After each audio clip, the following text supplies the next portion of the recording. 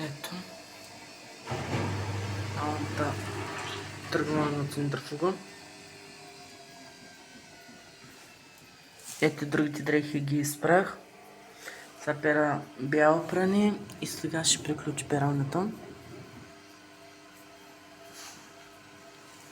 Да видим какво ще се случи. Дали ще се търси или няма, защото преди малко по-голямата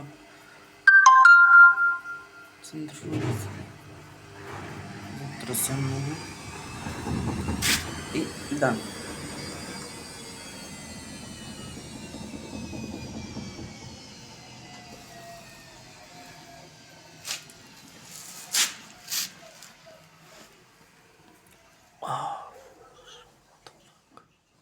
Ето.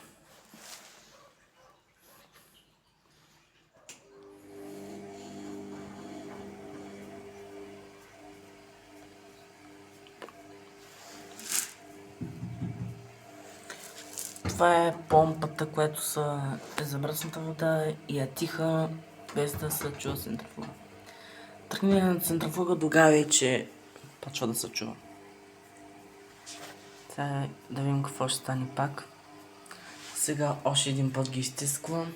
Даже два пъти някакъв път. Не един път, два пъти. Или три пъти. Сега ще видим какво ще се случи.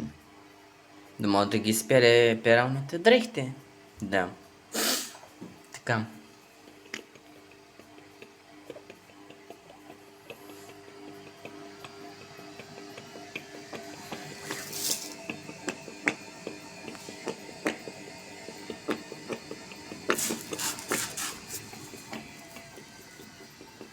Даже я държа, защото може би да се измести.